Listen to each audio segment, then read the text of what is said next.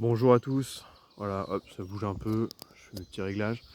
Voilà, nouvelle vidéo. Je vais vous faire un petit plan. On est au bord. Tac.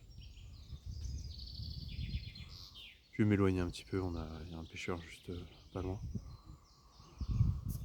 Alors, allez, c'est parti, petite balade. Après avoir déposé ma fille à la crèche. Donc, aujourd'hui, nouvelle vidéo pour parler d'alignement d'intérêt, de magie, de déni, de différentes choses. D'ailleurs, ah merde, il y a un arbre qui est tombé. Bon, bah on va contourner. Donc, je voulais revenir sur... déjà pour commencer, je pense que je vais avoir pas mal de choses à dire dans cette vidéo. Je vais commencer par les chefs de clan. Voilà. Ça va être l'accroche de la vidéo. Donc les chefs de clan ont un intérêt qui est en fait désaligné du vôtre. Dans le sens où eux, ils ont... donc quand quelqu'un gagne un bloc personnel, donc la récompense en Go Mining Token, le chef de clan gagne 5% des jetons du bloc. Voilà, comme bonus, c'est pour lui. Donc il y a un vrai sujet de rémunération sur les chefs de clan à partir de ça. Et donc, si le chef de clan veut maximiser ce bonus-là, bah lui, son but, il est simple. Faire en sorte d'avoir le clan le plus gros possible et que le clan gagne le plus possible de blocs. Alors ça tombe bien, puisque gagner le plus possible de blocs, quelque part, c'est dans l'intérêt de tout le monde. Sauf que, pour ceux qui sont déjà au courant, ça veut dire gagner le plus de blocs possible, ça veut dire faire de la magie. Voilà. Et donc, c'est là où il y a un désalignement, c'est que la magie, donc, est mauvaise pour l'économie des joueurs, mais bonne pour clairement pour le chef de clan, et puis bah, pour ceux qui font pas de magie. Mais voilà. Donc on se retrouve dans un cas où au final, le chef de clan, voilà, c'est vraiment le bordel pour progresser. Le chef de clan, si lui il pense à son profit, il va forcément avoir un déni plus important que les autres sur la magie. Voilà. Lui clairement, que vous fassiez de la magie, c'est son intérêt. À chaque fois que vous utilisez des sorts, clairement vous lui filez 5% de vos gains. Il faut voir ça en fait, la magie, comme de l'achat de blocs. D'accord ? Vous allez dépenser du fric pour acheter des blocs. Vous n'allez pas, à long terme, vous n'allez pas être rentable. Là, hier, on a, pour donner l'anecdote, alors qu'on est dans un clan avec beaucoup de données, qui fait un travail remarquable, notre chef de clan, le mathématicien, fait un travail remarquable sur apporter de la valeur, etc., montrer à tout le monde.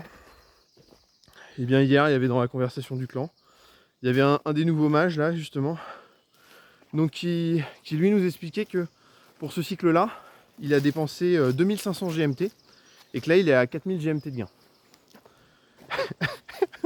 Voilà, donc c'est un génie. Faites-vous à tous faire de la magie. Donc là, il a gagné 1500 GMT. Et voilà, et en fait, bah, le scénario, c'est normal, hein, on peut gagner beaucoup d'argent avec la magie sur un cycle, hein, on peut avoir de la chance.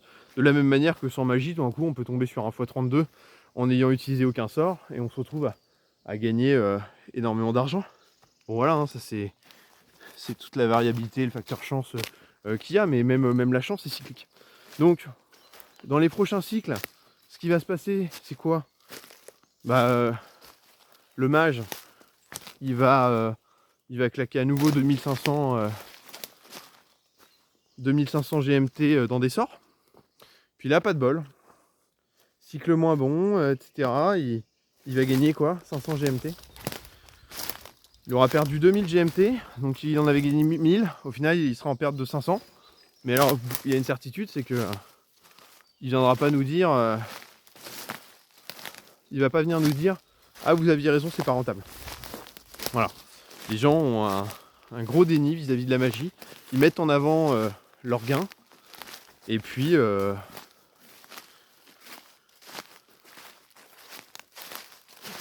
derrière, bon bah voilà, hein, on reste bloqué là-dessus.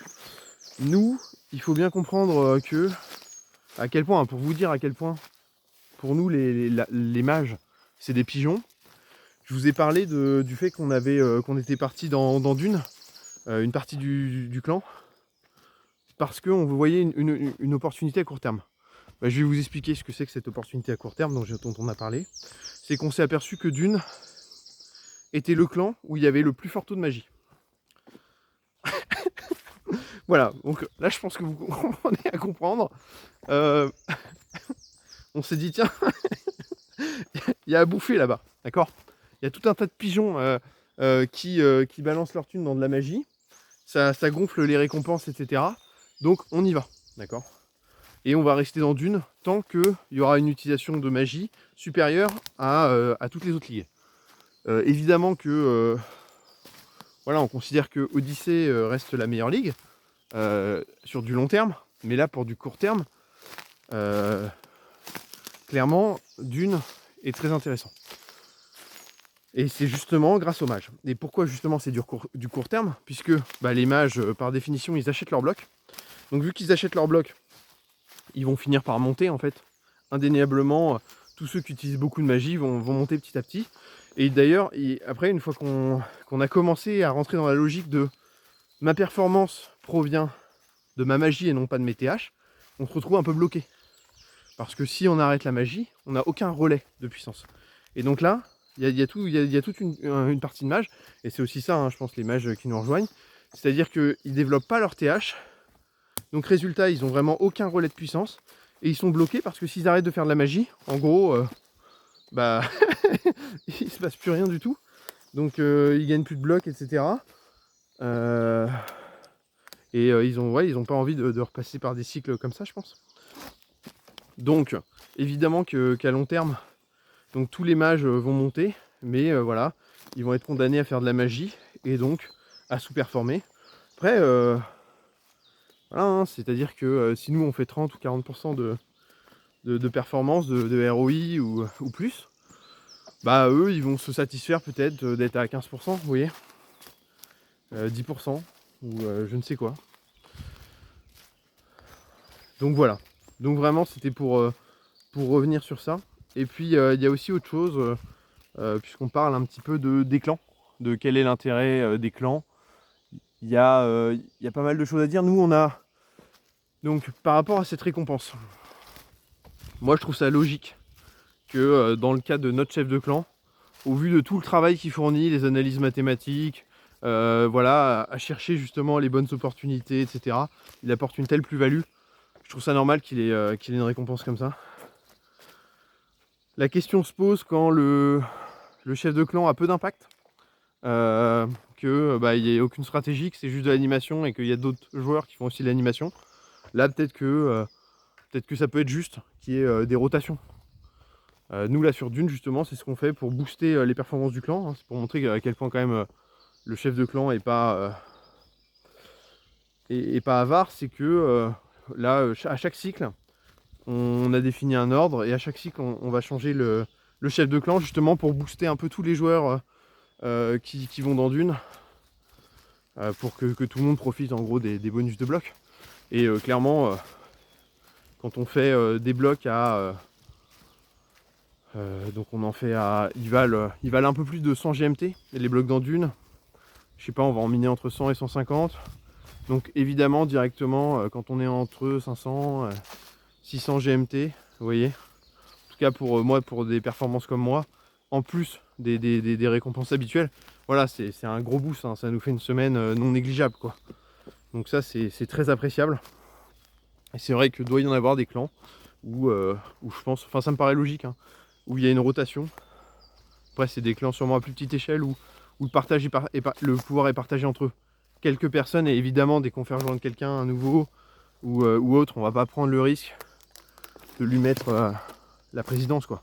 Parce que sinon c'est un coup à ce que après les gens se barrent reviennent. Enfin bon, il y a un côté, il faut s'impliquer dans le clan, quoi.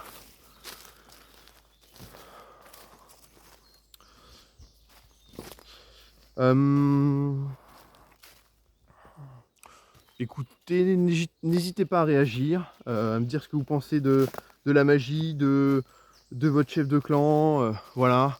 Je vous souhaite une très bonne journée, à bientôt.